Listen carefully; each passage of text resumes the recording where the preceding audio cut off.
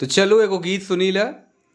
ही एक तो मन लागे रे, एक तो मन लागे दोबारा जन्म होवी की नहीं बतियाए ले।